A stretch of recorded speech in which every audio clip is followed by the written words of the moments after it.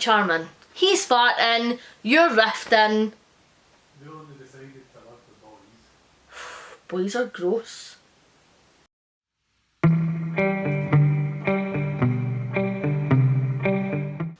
Hi and welcome back to BookTube with Amy. This is going to be my most recent weekly wrap up.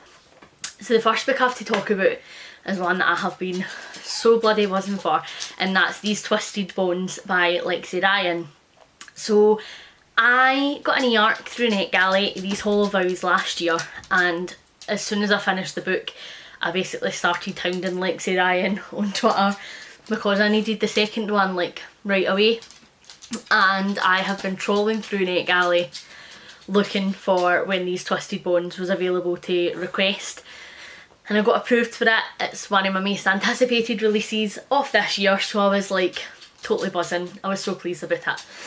I'm not going to say too much about this book plot wise because obviously it's a sequel in a series and it's not out yet.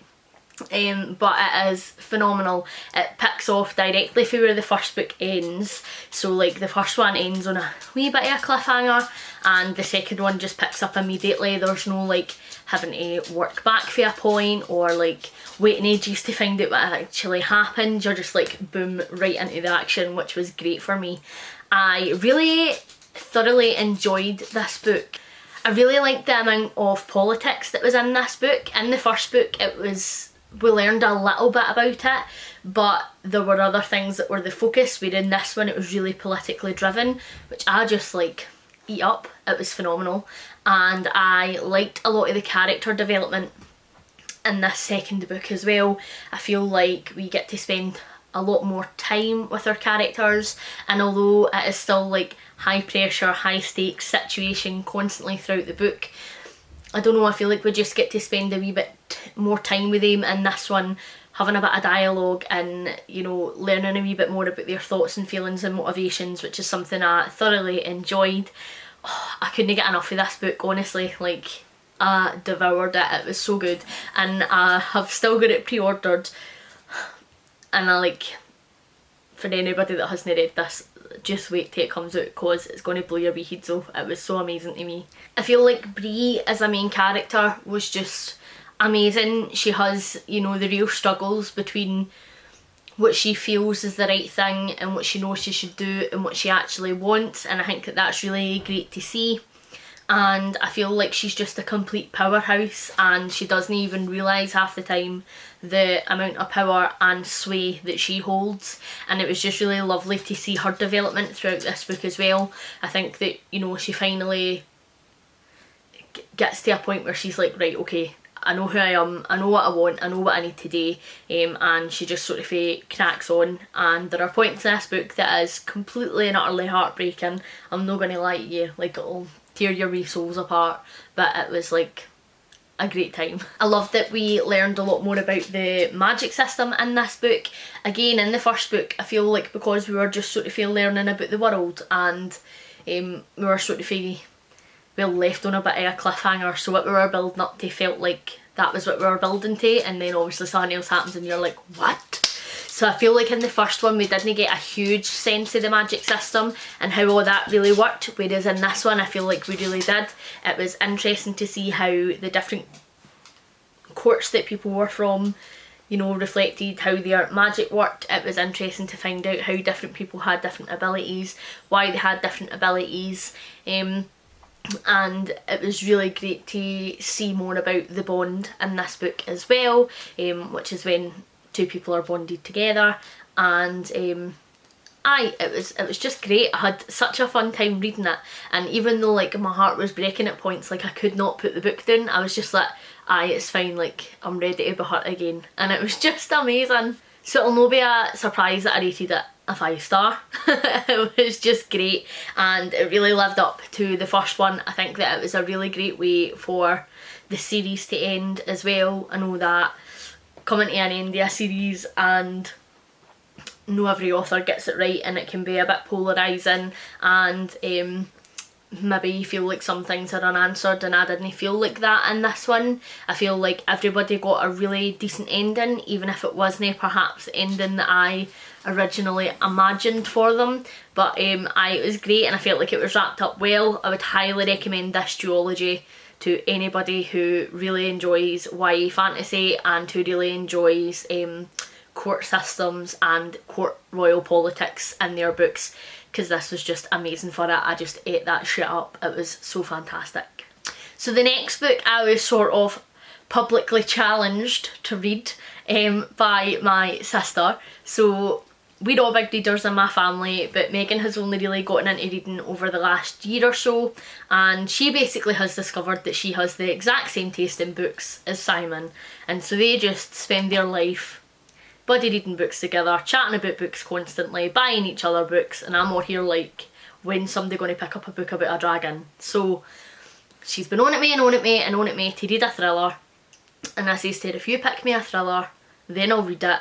And she actually commented it on one of my videos and then messaged me and says if she had done it publicly like that, then it means I'm sort of forced to do it and I can't just say no or back it, which, like, fair enough, and she knows how to play me. So she sent me Verity by Colleen Hoover to read. She read it just maybe last month before I read it, and she basically binged it or 2 days. She thoroughly enjoyed it.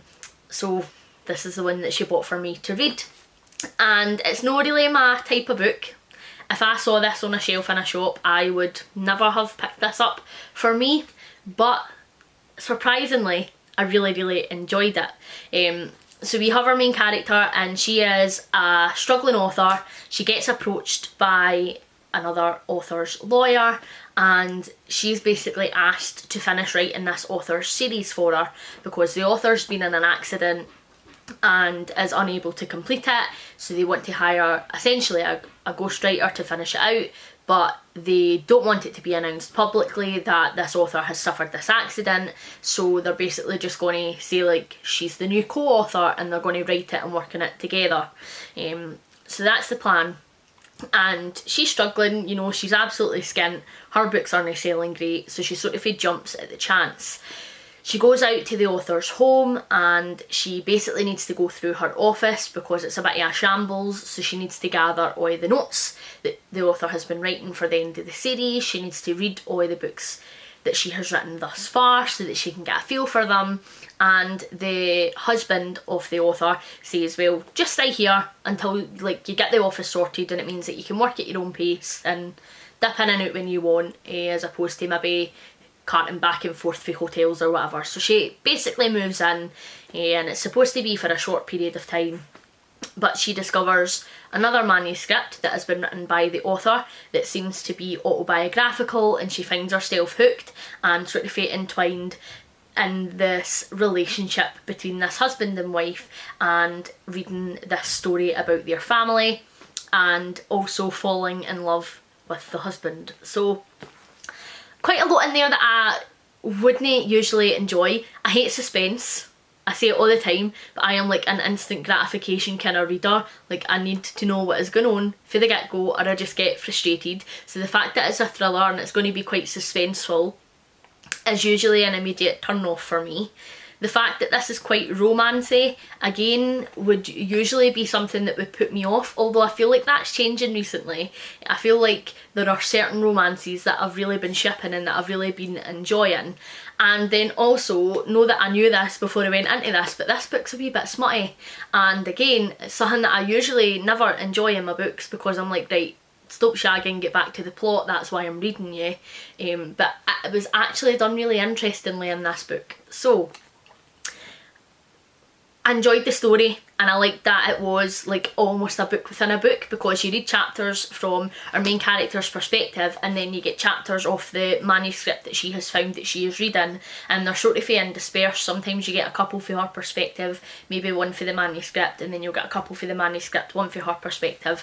And I thought that that was really good at keeping it fresh, and so I wasn't too annoyed about the suspense of things, and I felt like it wasn't drawn out too much because I was reading sort of these two stories. And so I was like, although I maybe wasn't getting a development for the main story, I knew that when it flipped I was going to get a development for the past story.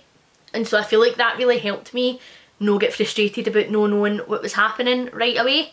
I feel like it was a bit predictable because I was messaging my sister like as I was reading it, and like I pretty much guessed well what I thought was what was going to happen, and I feel like I was right.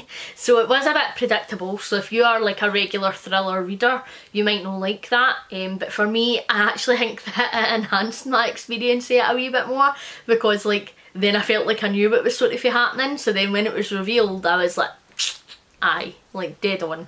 So maybe that also helped me with the suspense, but I feel like the writing in it was really accessible and it was really well written. I thoroughly devoured it. I get why Colleen Hoover is getting like so much hype and so much praise recently on BookTube and BookTok and Bookstagram. I think that if her books were written in maybe any other genre then I would probably pick them up and read them. It's just that I am a humongous romance fan, so I don't think that I would buy into a book that was just romance. If she wrote more books like Verity though, I would definitely check them out.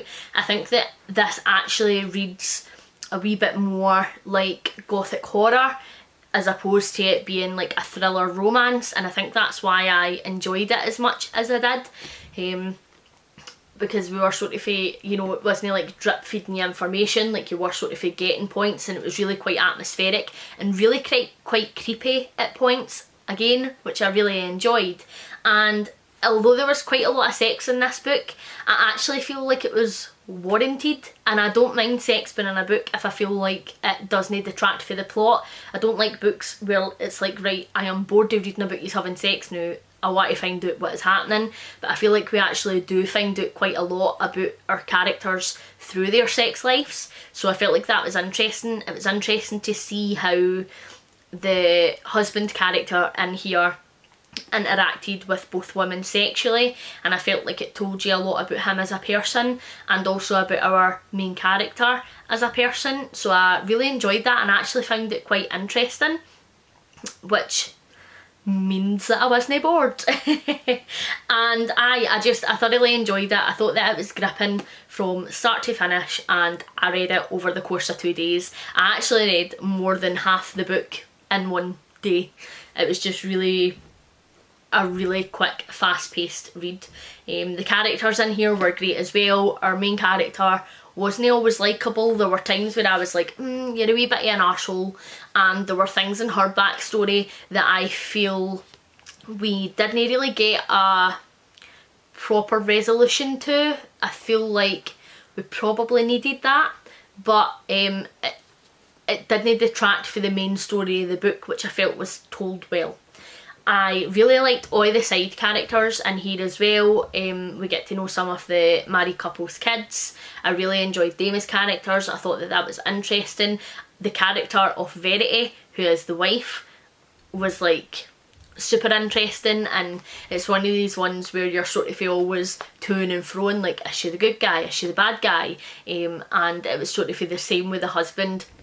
The end of it is left a bit ambiguous, and there are sort of two camps here. You're either team manuscript or you're team letter, and I am definitely team manuscript. I will not say any more on it because I obviously don't want to spoil it if anybody hasn't read this, but this was another 5-star read for me. I thought it was great, and it would encourage me to potentially dive into a couple of more thrillers in the future. I think that I probably know by the first few chapters of a thriller if it's going to be something that I am going to enjoy or not. So maybe I'll try some out and I'll just be quicker to DNF if the writing style doesn't vibe with me. So overall, not a bad reading week at all for me. 2 5-star reads.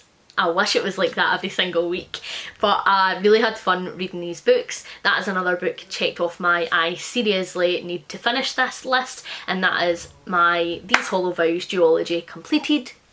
Buzzing. And it was cool to read a book that Megan recommended that I actually thoroughly enjoyed, and I mean, I think if I didn't enjoy it we'd probably still be arguing about it now, so I'm glad I did. Thank you very much for watching. Hopefully you're enjoying everything that you're reading at the moment. Please like and subscribe if you haven't already. I'm still aiming to reach 400 subscribers before my birthday on the 22nd of May, so if you're a lurker and you're watching this and you're not already subscribed, please subscribe, it would mean a lot to me, and I will catch you in the next one. Bye!